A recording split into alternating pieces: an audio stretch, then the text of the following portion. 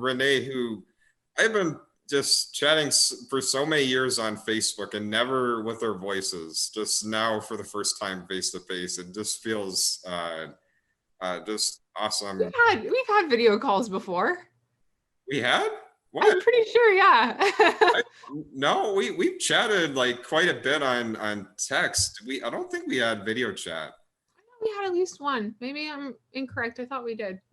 No, you know what? I think I saw you did a video interview, and I think you were in a onesie too. It was with someone else, and I commented on it. But I don't wear this very often, so rare. I met Rihanna. No, God dang it, I'm getting you two mixed up. Renee. Renee actually came. Renee actually came to me because she had a game. I don't know if you're still working on this game, but I am, yeah. Yeah, how's that been going? It's going well. We launched a alpha in May. Actually, I launched the alpha on my birthday, so it's hard for me to forget that date. And now we're getting really close to beta. So we're almost content complete. We're just finishing out some new zones and a few dungeons, and then we'll have the beta ready. So we're hoping with the art for the beta, we're hoping to have it in Q1 or Q2 of this upcoming year go out, and then with playtesting, we'll polish it, make it as fun as possible, and hopefully release it before end of year. Well, I mean, hey, take your time, whatever is needed. I know people backed it on because this was a Kickstarter funded project, and it was a successful one too. I mean, I was just so happy to see that. And I think it was at the last minute you passed your goals. It was, yeah. We succeeded with like 14 minutes remaining, which is nerve-wracking for sure. But it was really amazing. Yeah, we were assisted by Imagos Films in doing a final push the last day, and we were doing a pain drive. So it was a stream where a bunch of developers were hanging out, and every time we hit a new funding goal, we ate increasingly hot peppers. So at the end, I was eating habaneros, and then when you saw your goal, you're like, we made it. Okay, where's the water? Not to brag too much, but I did get a lot of credit from the audience for being the person who handled the habaneros the best. So yeah, I would not be able to handle that. I don't know. I guess I've never tried that before. I've had spicy salsa before, though, and as much as it may sting the tongue, for some reason it's good whenever I have a strep throat to have something that is either spicy or warm. Yeah, just sort of clearing out that system, right? I love eating spicy things when I have my nasals congested or something. If you're dealing with a cold, just eating like a really spicy bowl of ramen or something, that just cleanses everything out. Yeah, but I just think that is overall just really awesome that it even happened. You're able to keep going on this. Yeah, I'm really thankful for it. That's such a great opportunity, and I understand that, especially when I was raising it, like the Kickstarter heyday for games was 2012. Not much later when I was doing my fundraising. So the fact that the community saw the value in the game that I was trying to make and had confidence in me has been really inspiring. And I know this hasn't been a quick process, but it's something that I enjoy plugging away on every day. Yeah. I mean, it was cool. I think even like some big YouTubers that covered it too when it was in its first, like a first look demo. And so you got a lot of people looking at that game and talking about it. And of course, since then you moved on to so many things. But what I wanted to say is that at that time when I guess you were reaching out for coverage, I was with this YouTube MCN called Freedom. And I'm glad to be away from those guys. They were crazy. They were nut jobs, and they did not have my best interests at heart. But that's why if you want to be a creative, you got to be by yourself or work with someone who uh, can have a relationship with you as well. Yeah, That having a team that you can trust and depend on is really important for any role, but particularly when you're dealing with creative projects, there's so much personal investment and so much tuning that has to be made in a way that, you know, varies from person to person based on their opinions. You have to have good communication, a lot of trust. Yeah, and the other thing is that like they would be a YouTube MCM where they would advertise. The whole goal was like, hey, Freedom, you are a family with us, because you have this guy named George Vanus, and he would be always smiling, almost like a serial killer. Like, hey everybody, my name is George Vanus, and I love talking about creators. Oh my goodness, this is so exciting, you guys.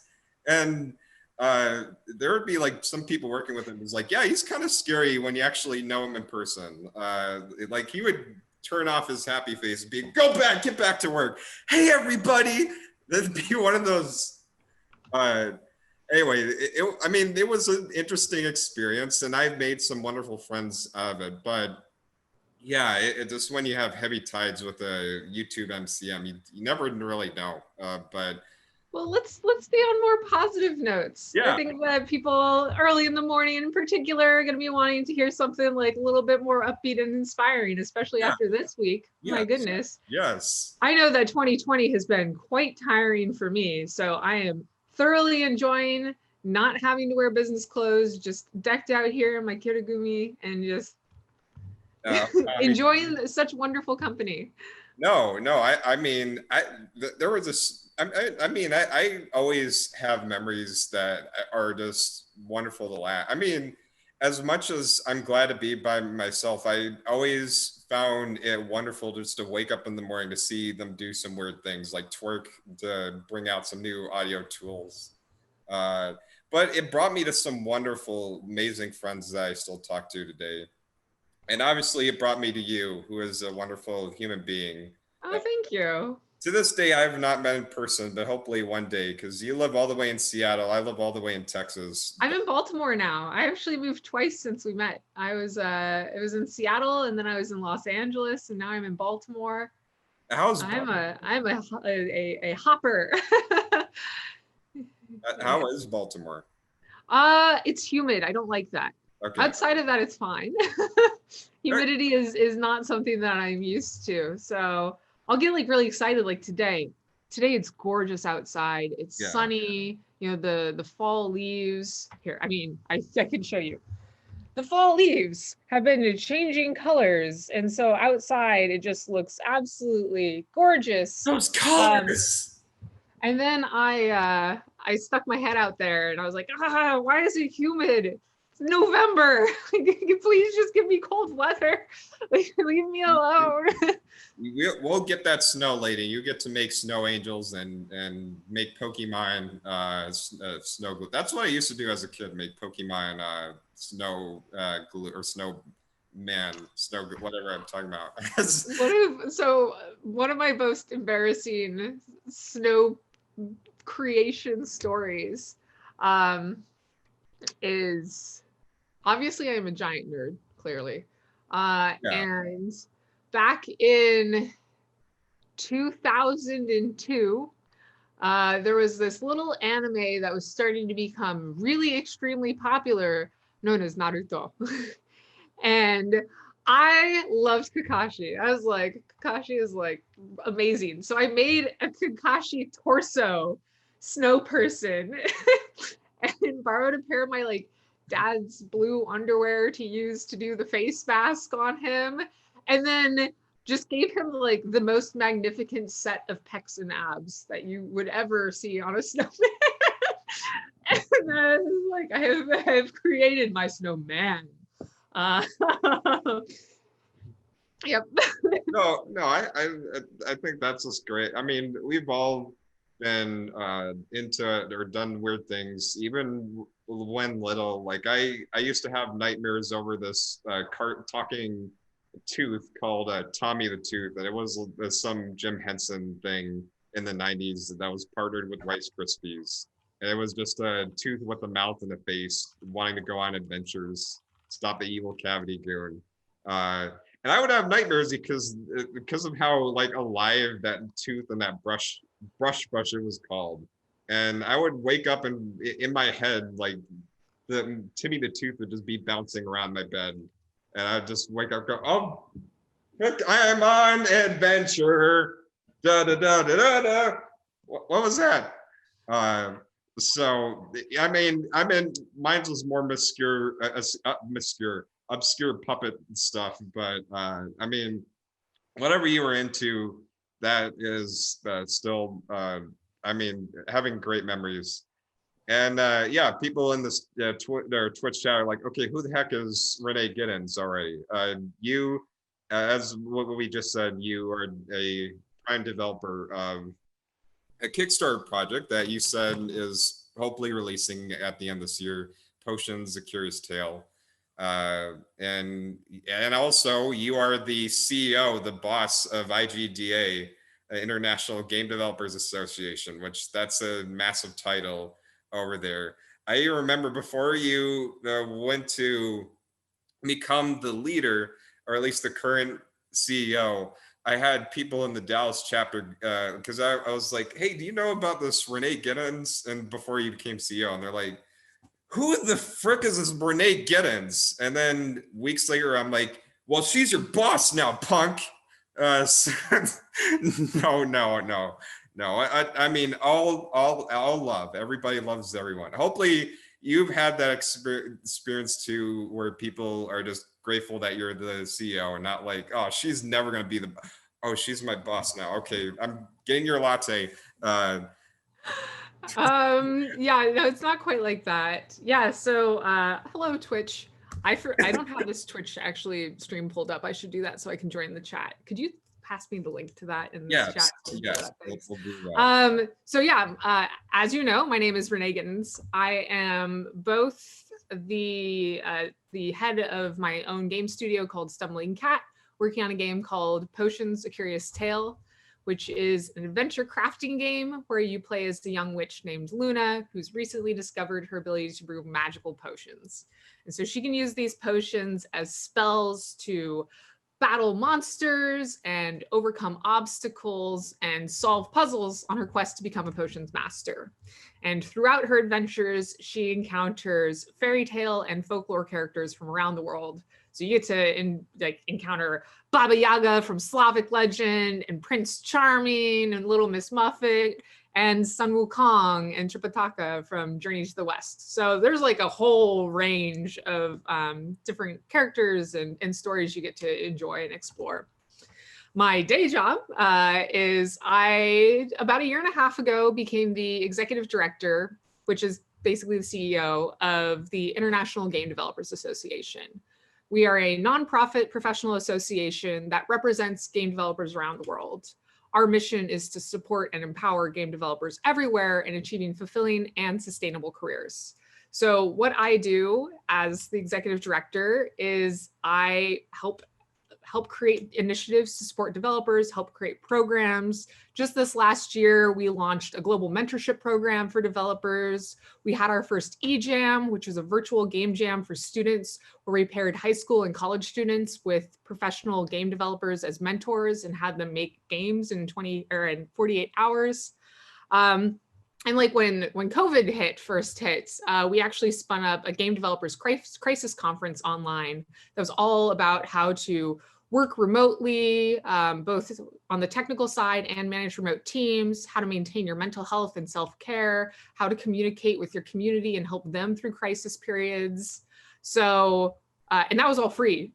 So yeah, as the IGDA, we do a lot to support developers. So if any of you watching want to be a game developer, you should absolutely look at our resources. We have a Discord and everything else, and we're happy to support you. So yeah, that's who I am. That's why I am. I normally don't wear kiragumis. This is a special event, and I very rarely get to wear more casual clothes. So I'm going all in while I can.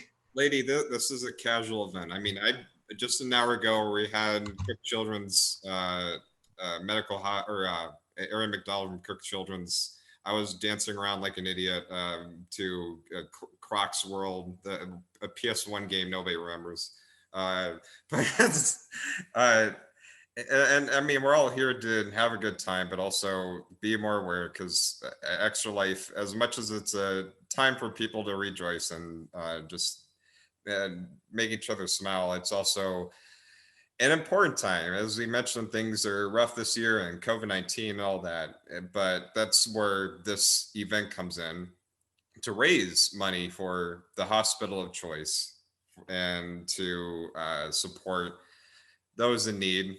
And that's why we're doing this, of course. I'm not sure if this is big for game developers as it is for or anyone who's like how does Extra Life and the perspective of a game developer, how does like Extra Life fit in? Do game developers support it, or is it something that's not? Oh, absolutely. I mean, game developers are well aware of Extra Yeah. Life, and they often support it by supporting it the same way that these current Twitch viewers are, by watching it and, donating and encouraging people. I can't say many game developers are streamers for Extra Life. Yeah. I think that game developers don't tend to do much streaming in the first place. It's actually quite rare. But yeah, it's something that is known in the community and certainly supported. Charity streams are of course quite popular. Yeah, no, I would figure it. I had some developers who will be on here later.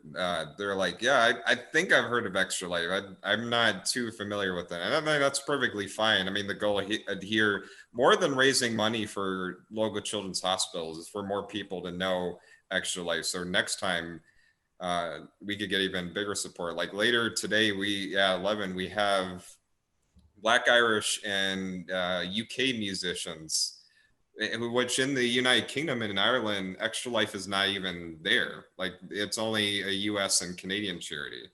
So I think that's kind of would be one of the most heartwarming things, is kind of bringing that to people outside of America. And is that the same for internet? When you talk about International Game Developers Association, is this mainly for the United States and Canada? Probably not. Like, how is that being the CEO and having to help out people who are in and out of the country you live in? Well, it means that I am really used to taking meetings at weird hours, that's for sure.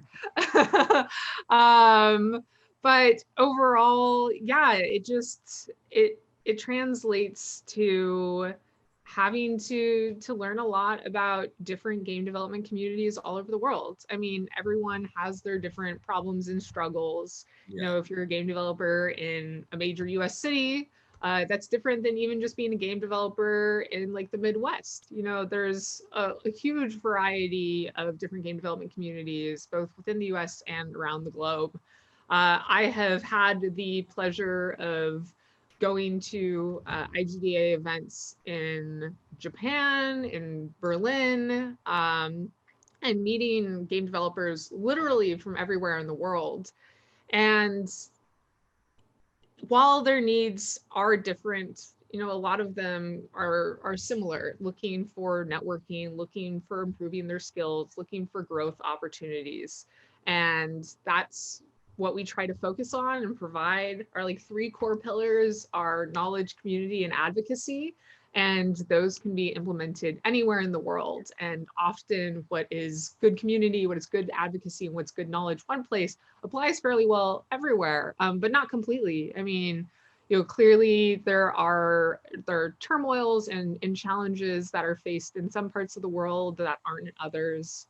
When the Black Lives Matter movement was happening within the US, we made sure that we were providing special support to our Black in Gaming special interest group and making sure that game developers were having a voice to express their experiences, interpretation of the events in Belarus, when there was more challenges there. We've been supporting these communities through the issues that they've run into, and yeah, that's what we'll keep on doing. Yeah, actually, interesting you bring that up. now there's been so many reports on regarding the finance of, or at least not the finance, the sales and just the amount of money each of these industries are making. For the most part, people are making Billions and billions of billions of dollars. costs, billions of dollars, of course. Or maybe they're making it. Maybe they got secret Bitcoin. Maybe they're working with Russia and making that conversion. We don't know. We could, well, Rihanna, what are you talking about? She's making that face like I don't approve. Yeah. Secret Bitcoin does sound a little suspicious, I'll admit. Well, maybe you never know. Bitcoin is the future. Bitcoin is the future. All right. Well, I guess you have a lot of them, huh? 10,000 years from now, we are not going to have regular dollars because this world will probably blow up and then we're kind of be the Earth will be run by aliens. It'll be rebuilt from the side. It'll be like Futurama all over again. And some of us will be New York. Maybe we could have that. We could have the lobsters with who are very cool. They're laid back and they're scientists as well. So something you might not know. So I'm from Seattle, right? Yeah. Seattle is kind of new Seattle, like new Seattle. Yeah. And that is because there was a huge fire and it damaged a lot of structures and caused a lot of issues. And at that point, they were just like, let's just build on top of this. So they just built Seattle up a level. So they're across the city, there is actually a whole underground part, like a literal underground part of Seattle that was from when they just built on top of Seattle's remains. And so you can go through like tours and stuff, and there's actually a lot of history because turns out having a level of city under the city allows for a lot of nefarious and other opportunities to happen. And it's not sewers, right? It like the concept of sewers, but much cleaner. And I admit I've never been on the underground tour in Seattle, but that's one of those things that I do want to check out because it's such an interesting part of that history. And being in new Seattle is quite delightful, knowing the history of that. Well, I've been to Seattle once, but I was a little kid, so I barely remember anything. I only remember aquarium I went to. That's pretty much it. Or maybe I went to SeaWorld. I was so little that I went to Chicago, and I could have flashes in my image in my head of what my perception of these states I used to go to were like. But no, I just been in Texas the whole time. I mean, hey, in the future, maybe that'd be cool to be seeing some of these other things, considering what I do. That's something I want to get to even this year. But with my platform, I do interviews, I talk about games, I review games. And often I've gone to conventions, gaming conventions, where game developers would come up and they show off their title and different ways they display it on either a television screen, they'll have a console, they'll just have a laptop. But for the most part, independent game developers, depending on where, they benefit either a lot or so little from a gaming convention. And all that is gone, at least for now. I know there are some conventions that are still going over here, although I don't trust them, that are happening in person. But for the most part, the idea of presenting your game to people in person, that cannot be. I mean, and then with what you're doing with IGDA right now, or at least helping out those game developers who can present their game. For independent game developers, I assume they've taken a hit from this a lot. But I mean, what have you been doing to kind of help those in need that are trying to get their work out there that they can't do? Yeah, so obviously the cancellation of in-person conferences has affected a lot of game developers. Not only for game developers, especially indie developers, is our conferences a great opportunity to get their game out there. It's also a great opportunity for them to play test their game and get feedback from their audience in person. Something that probably people outside the game industry don't quite understand is game development is actually heavily based on playtesting and iteration. It's all about fine tuning what is fun in a game, and that can take a lot of just watching other people experience games. So clearly that's taken a hit. Now, there are some online conferences like Game Slice that are built around allowing people to play test games virtually. So those have been really valuable to the community. But, overall, clearly there was a hit there. Additionally, it is these in-person conferences and conventions where a lot of game developers build their network and do fundraising and business contacts and connections. When you are meeting people in person at GDC or PAX or another event, it's a lot easier to establish those initial connections with publishers and platforms and things like that. So game developers who had games that were already out or recently released probably have actually done quite well with the coronavirus pandemic, because game sales have gone through the roof. Like across the board, games are going through the roof because they are great entertainment to enjoy safely and great ways to interact with your friends. I mean, like, look at the popularity of Animal Crossing and Among Us and other games that are focused around some sort of social experience. Like, even MMOs are seeing a huge rise in population this year. I can imagine like the upcoming World of Warcraft expansion due to that will probably be much more popular than they were initially predicting. However, it's also kind of an equalizer. You have to remember that there are game developers literally everywhere in the world. I mean, we have IGDA Pakistan, we have chapters in Egypt and up in Eastern Europe and in South Africa, or in South America and in Africa. And those developers actually have a really hard time connecting with communities and conferences when those conferences are other places in the world, are very expensive to get to, have trouble getting visas to go to them. And so moving things online means that they get equal access, not only to knowledge and information, but to networking and making those business connections, which are so important for their success. So I think that supporting these virtual events, even in the short term right now, is going to help equalize our industry to an extent that will probably make up for the losses that these developers have suffered through their cancellations. And then finally, I think that this is going to help our industry move forward and be more inclusive of developers all over the world because of all of this virtual infrastructure, virtual events that are being put forth. So there's good and bad, certainly. Yeah. I miss in-person events because I have dear friends everywhere. I completely miss them so bad. But I think that there's a lot of hope too.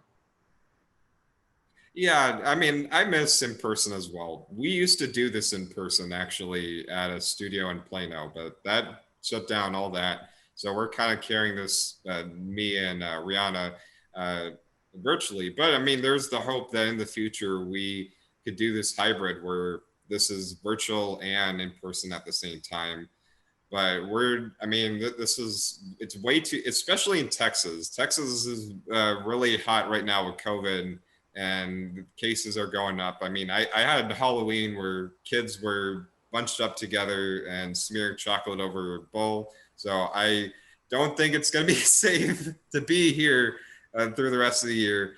So we're not taking chances with that, but hopes in the future we can. Okay, Joker. Hopes in the future we can. But you mentioned having people present their games virtually. Actually, our next guest in 30 minutes, Joel Christensen here, he's got a game he's going to be presenting. So we're doing that virtual game demonstrations here on this marathon throughout. And later we have Stephen Zella and Adam Kareem. They're going to be showing off their game demos as well. So I agree that doing a virtual game demonstration is essentially, that's the future here, and that games have been making more money than before. But with the lack of in-person events, I would figure that'd be harder on the smaller developers who need those to kind of connect. So like for those game developers, they're like, okay, now I can't go to conventions. How do I let other people know about my game? What's some strategies? Yeah, well, so I think that virtual marketing, online marketing has always been really core to the success of games and indie games, particularly in the last, gosh, 15 years, longer than that, 20 years probably now at this Yeah. point. And those channels are always changing, right? Like initially it was getting covered in game forums and by games media, and now and then it started to trend a bit more towards on the influencer side of things. I mean, YouTube became huge, and so let's plays and similar videos to that were a great way to get a lot of attention. And now it's more of the live stream world, particularly in the pandemic era. People really like having community interactions like this, where they get to feel like they're actually being included in the creation of content, that the people who are providing them these insights can interact with them and be their friends and give them that sense of, community. That's exactly it. Um, but there's also alternative approaches too. I mean, look at Rocket League. Rocket League became so popular because they had a good GIF capture and export. Like 100%, if they didn't have the ability to capture those amazing videos and moments of like crazy abilities within the game, they probably wouldn't have become such a viral hit. So just through that tool alone, they got tons of popularity on Reddit and other social media sites. So it is understanding your audience, understanding what is compelling about your game, and making sure that you're reaching that audience or enabling that audience to share what they love about your game easily. For me, like I said, my game Potions of Curious Tale, as a young witch, it is fantasy based. It feels actually a lot like Zelda games, kind of. It's like Zelda games with more puzzles, really, when it You comes like down to Sam. it. Yana's like, oh yeah, Zelda. So now I'm looking at my audience. I'm like, okay, people who like Zelda games, easy enough. Like, there are channels and places to find that. But when you have a fantasy world with a young girl getting main character, turns out young girls love it too. Like my booth at Geek Girl Con was absolutely mobbed by girls who were just so excited to see a young main character that looked like them, that they could relate to. So now I have to think, okay, if I want to reach the 8 to 14-year-old audience, in addition to people who like Zelda, what do I need to do? Okay, where are 12-year-olds engaging with media right now? Well, YouTube is definitely one of them. Upon release in a year, who knows what that platform is going to be, but that's something I should look into. Similarly, I'll probably be looking at marketing along the lines of parenting blogs. Parents have the wallets, so they're going to be the people that I want to convince that they should be spending money on this game because it will be good for their child. It's not like super violent gun game. It's a inspiring story of a young girl coming to really believe in herself and explore the world and solve problems with not just strength, but with her wit. Yeah, so I think that, like I said, approaching marketing from an understanding of your audience, the channels that they can be found on, and the compelling aspects of your game is really important. And it was super important even before the pandemic. And now I guess it is even more so. Yeah, I actually mentioned a little girl main character. That's our next developer up here, who's already in the Zoom chat, Joel Christensen. He's got Stargirl Super Emma. Now, Joel, this I'm taking notes right now on everything that Renee is saying, and I'm looking at her Kickstarter right now and trying to watch that. So really congrats on your Kickstarter, Renee. Super awesome. I'm really impressed. This is the first that I've heard of it. So really cool. Thank you. Thank you. I appreciate the support. I'll admit the Kickstarter video is a little old. It's kind of old art and stuff. We've done huge improvements since then. but you can't update the Kickstarter videos once you successfully fund. So, oh well, yeah, I'm so passionate about that game. Like basically, what I did is I wasn't trying to make a game for a female audience, an audience of women and girls, though it certainly seems to do well with them. I just wanted to make a game that I would love. Turns out, if you're a game developer making a game for yourself, it tends to reflect the qualities and characteristics that you have. So it makes it authentic, which is really the thing that people look for, you know, in a idea, in a spark, something you're attracted to, you want to go play. You look for that authentic, like, this person made something only that person could make, and it's a bit of yourself that goes into the game. My game also has a girl hero. However, because I'm a 40-something male player, grew up on Galaga, right? Like this, you're going to see hardcore action. You're going to see beat downs. So, but I mean, we're talking pink cape, you know, completely. I wanted to feel the girl power wave and like make that, like own that a little bit and get in touch with that and just, like you said, reach a girl audience, the girls who are out and running around playing softball with pink capes on, who are like 5, 7, 10 years old. Those are the people who I'm like, hey, this is, you know, this is why I'm making this, is so you have a game to play where, like exactly what you said, there's a character that looks like you identify with, and you can internalize, and you can, you know, you can just feel that that is the game that was for you, even if it was really kind of for me. Yeah, no, I think it is so important to inspire others. I I have a life coach, so I was talking with my life coach, and we tried to distill like what I want out of life, what my goals in life are. And it came down to one thing, and that's sort of now my mantra, and it's nice to have it that I can focus on it. It is to create content that inspires and empowers other people.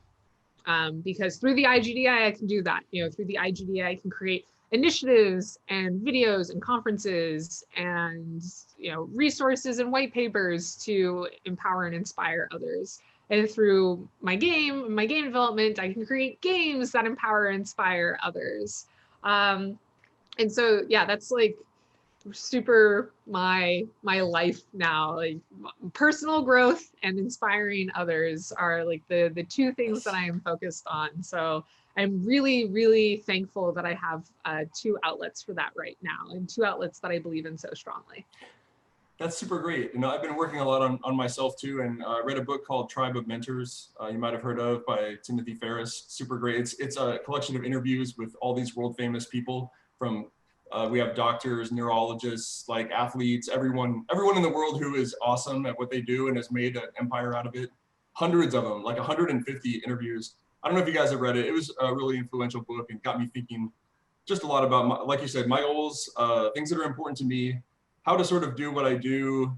I mean, I'm not, you know, I guess I'm not what you call like a career or mainstream game dev at all. Like I have a job in IT that I'm very happy with. I work for an awesome organization, and I do that, you know, 8 to 5 during days, and the rest of the time I sort of do the indie thing, and I'm actually really happy with that. And I feel like I've like wanted to unload this for so long. Like on my LinkedIn profile, go look me up. It's like independent game developer, artist, designer. That's all that you really see on there. And that's really what I'm about and what I care about and what I do most of the time. And the fact I have like this super straight, like Clark Kent normal type job is, you know, a bit of a dark secret. Like it's a thing, like, I don't know if everyone feels like that's legit. Like, are you legitimate if you don't work for, you know, Bungie or Epic? Are you, you know?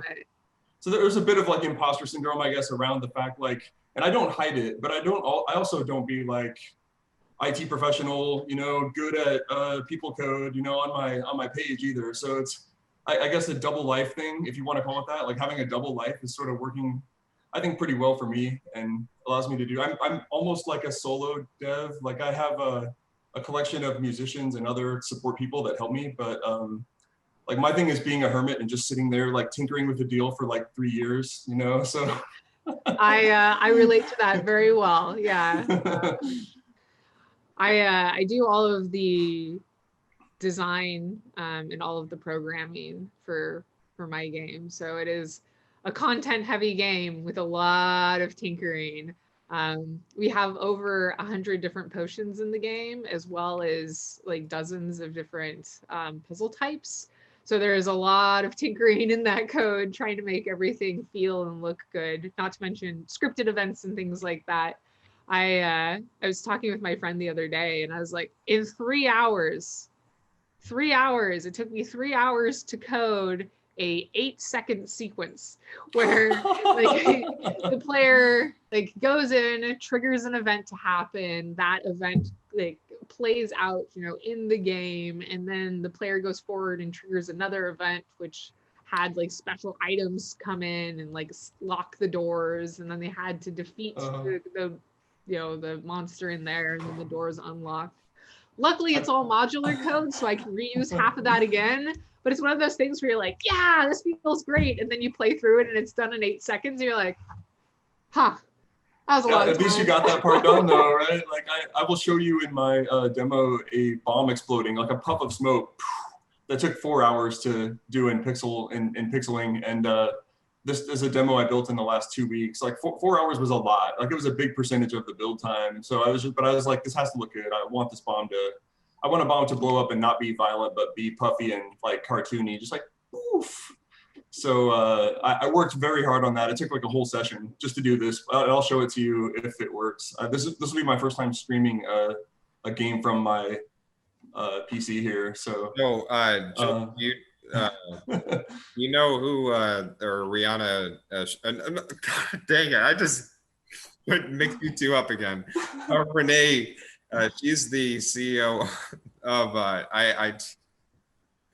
IGDA or International Game Developers Association. So she is the boss of this organization. That also we have a little organization, like I don't know if it's a subcategory, but over in Dallas we have what's called Dallas Society of Play, and it's something like the International Game Developers Association, where it's a community of game developers just local in DFW. And Joel here is one who frequently attends those little meetups, and they're all wonderful game developers who some come from bigger studios or some don't. And they get together, kind of educate each other on little design tricks that they've learned on Python or wherever. And it's a great organization. Yeah, I've gotten a whole lot out of being involved in it. It's fantastic. And their Discord channel has grown. I think Summer Tomaseski is kind of the like leader organizer of the group. And I think she mentioned their Discord is up to like 400 different developers or something from everywhere now. So what started as a DFW kind of local meetup, as Chase was mentioning, has kind of grown into a little bit more of like a live organism in the web world. Yeah. Awesome. That's really cool to hear. I hope is there one like local specifically to, I mean, I know this is not the year to do in person, but have you had any of those like small, like local developer communities over in your area? Renee? Oh, mine? Sorry. Yeah. I was like, is that a question for me? So Chase and I live in the same part of the world. Yeah. I don't know where you guys. So the International Game Developers Association has over 100 local chapters around the world, and many of those chapters are still hosting events. I know like IGDA Las Vegas is hosting monthly events still. You know, IGDA Seattle and LA are also active. IGDA Finland is really, really active and always tends to be. They're our biggest non-US community. Yeah, so there's definitely still events going on virtually for those local communities. Though one of the great things about them being virtual events means that they can invite people from outside their community to come in and either talk or watch or just network. So I've, for example, joined many of the IGDA Las Vegas events, and they're really great. Oh, IGDA New York City has a bunch of events coming up too. If you are interested in any of these, if you go to igda.org/events, they're all the upcoming events are wonderfully listed there, so you can put them on your calendar and check them out. Okay, so real quick, Rihanna is very nicely texting me to put my phone away. The reason I even have my phone up is because people are saying, where's the extra life? How do I donate? And I'm like, go in here. So I'm not ignoring what's going on. It's just people are in the middle of this. I mean, Renee, you mentioned marketing. That's what I'm doing. Like, while we're streaming, I'm having to tweet and text people and let people know, hey, we're live. We're doing this thing, that thing. Hey, you're live in 12 minutes. So I can relate to. I know it's not on the level of game development, but still, I mean, It's a balance, right? It's a juggle. Yeah. I was doing that earlier, which was probably noticeable too. I was like, oh, gotta share this to push it out on social media. Well, I think that's great. I'm just super proud of you, Renee, because you're just such a wonderful human being. And thank you. Well, not only that, but I think mentioning kind of creating an inclusive environment for game developers, and that says so much that the CEO of a big international game developer association. Well, even not even just that, but I mean, some of your other credentials working at Microsoft, doing all these things is that you're inspiring other women in the game development industry, just seeing, hey, there's someone who is like me, is just leading things, but also she's got this great game out, or well, coming out. Sorry, not out yet. I don't want to make. I want to. The alpha's out, yeah, but that's it. Well, that's the thing is, even though indie game development is still going, there's still that impact of having to push back things, whether it's a big studio or a small one. I've kickstarted probably 10 games, and 5 of them were supposed to come out this year, and only one of them has officially released. Me and Rihanna talked about earlier, Pedal Crash. It's a great game. But all the other Kickstarter products, they're moving into 2021 or 2022, because even though as a small studio, you do have the uh, flexibility of maybe having to or being able to move yourself around, either you have a studio or it's just in your house. But that COVID-19 is going to impact you somehow, I bet. Yeah, absolutely. So everyone who works on potions has like a day job or has some other job. This is something that we do on weekends in our spare time. As this is my baby and my passion project, obviously I put in a ton of hours on it, but I understand that most of my team can't.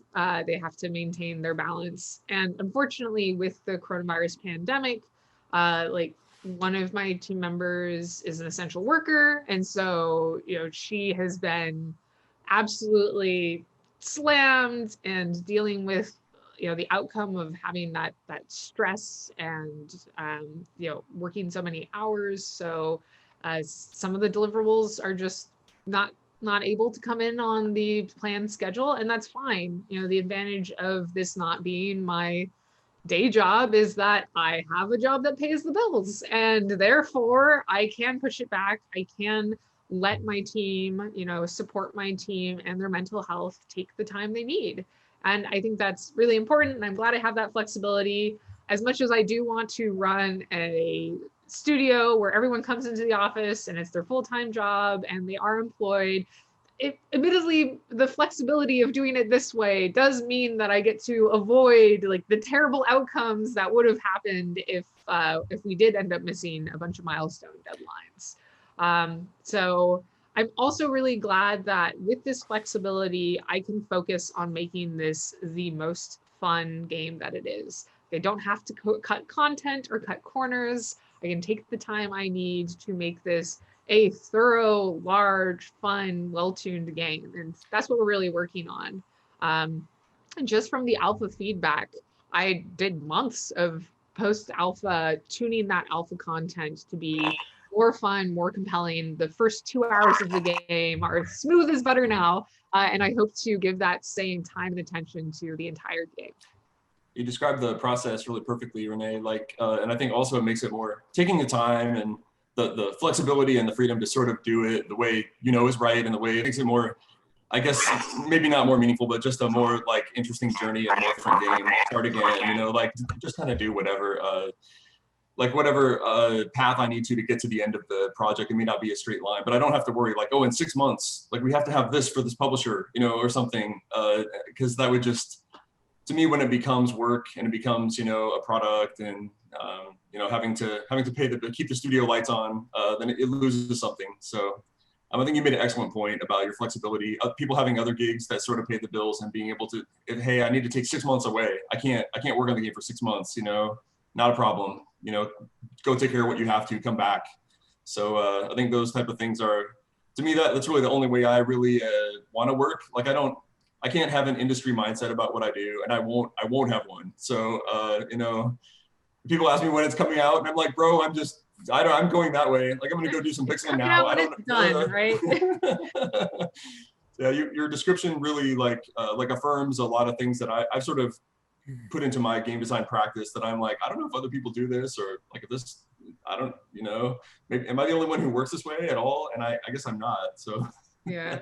So cool. One of the viewers asked an interesting question. They said, if your projects take so long to develop, do you ever consider getting new tools? Are you all using the tools that you start with?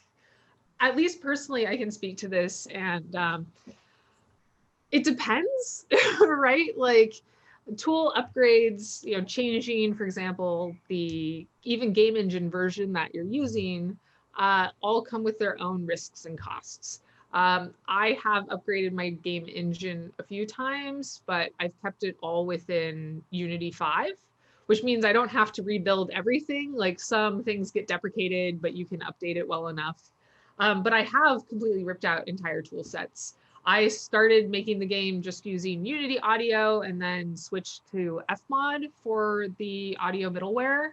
And then the person who was doing audio for our team went on and worked on some other projects. And I believe now they're like a technical sound designer at Bungie.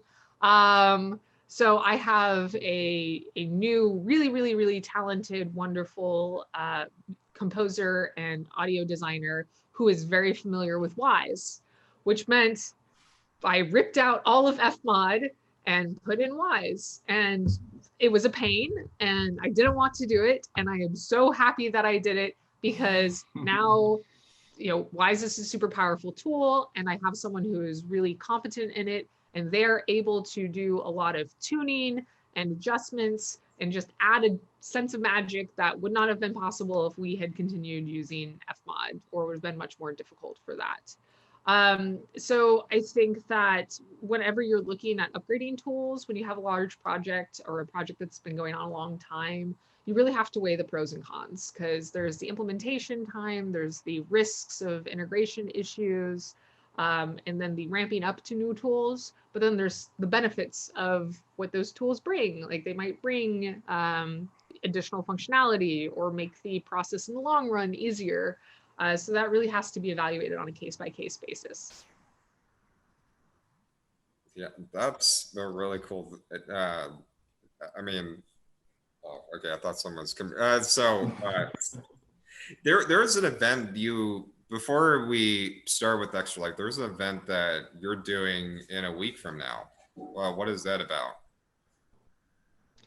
Right. So for those watching, the IGDA is working on an event with Meet to Match and some of our IGDA leaders called Pathfindings. So if you go to pathfinding.gs, Pathfindings, we are running a week-long event to support game developers from the Global South, as well as all over the world. So we have over 40 different speakers. We have free networking sessions, and the whole thing is free. So if you sign up for it right now, you can get a free pass that comes with access to all the sessions, as well as access to the Meet to Match networking tools. And this is being supported by a ton of different game development studios and publishers. In fact, so much a ton that I'm totally going to try to pull it up. Yeah, I'm just really excited for you, because you just got some many awesome things. Even in this year, you mentioned kind of having a break, and I think it's great to kind of have that moment, just doing so much and just having that moment to kind of take a breather, especially today. Um, and but even going forward with your game and also with IGDA and then this event, you just have so many wonderful things ahead and deserve all of it. Like I've seen this lady go from just working on this project that almost didn't get crowdfunded to just being the boss of Absolute game noob. developer. We be straightforward with that. Absolute noob. I'm a self-taught programmer. I did not go to school for this. Awesome. I was working as a system and design engineer in biotech, and then I was like, you know what? I want to make video games. Let's go do that. Yeah. Well, thank you. I'm glad that you have been able to join me for my path of growth. And my cats have failed at jumping up on the window. Sorry about that. Yeah. Most people don't know this, but when I started game development, I decided to make a blog about it. And my first blog is like, I've decided I'm going to make a game. And then it's funny watching the progression of that, because like I'm like, all right, I've decided to try Unity to make this game. Like, let's build things, and it looks awful with my terrible pixel art and template. I'm definitely reading the whole thing. Like I'm like, writing it down right now. It's like episode 4, I end up crying because somebody on Reddit told me that I was making a Minecraft clone, and I'm like, that's not correct at all, but this is hard and I am upset. And then it goes like 10 episodes later, I'm like, and this is how you build a modular system for potion effects and monster behavior. And then here's how you build a CSV-based dialogue system so your writers can interact with spreadsheets instead of your game code. So anyone can really go on that path of growth from complete and utter noob to making games. And obviously, I'm very lucky to be in a position where it is literally my job to empower people to pursue those dreams and to follow them. So, like I said, seriously, if you guys, anyone who's watching, if you're interested in making games and you want to start, we have a ton of resources, and you can always reach out, and we will be happy to help you, because it is literally our mission to support and empower game developers. So Yeah, and you're doing a wonderful job at. I mean, I think hoping that COVID is over someday and IGDA over in here starts having events again. Like you could see like this stuff over here that is, or the developers over here, what they're making and all the cool things going on, especially with something like DreamHack, which has had so many indie devs at once, including IGDA. Now, before it was in Austin, now it's in Dallas. And I went there, well, yeah, last year, and there was like at least 50, I think, 50 game developers, each showing off their games. Half of them have been not even like official Steam or Switch release titles. They've just been a student making a little project for themselves that they wanted to show off to other people.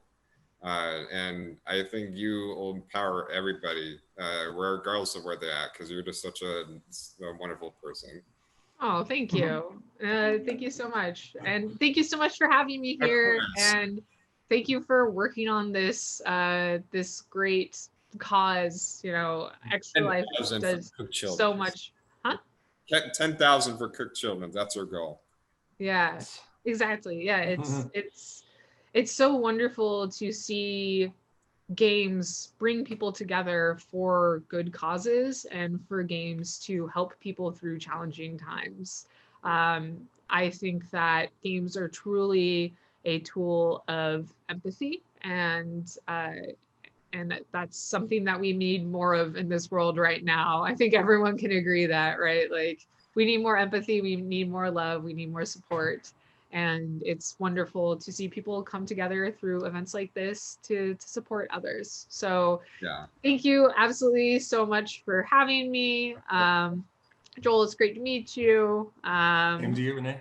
Yeah, and I'm sure I will be talking to all of you later. So Yes, definitely. take care. And I'm going to show off the back of this because this like is What? really Yeah. cool. It has like Sweet. Yeah. if it's sitting down, you don't see it. So I had to give that preview. So okay, well, I know that it's my time. Joel, I hope your demo of your game goes super well. I will Thank you so continue much. watching and take care.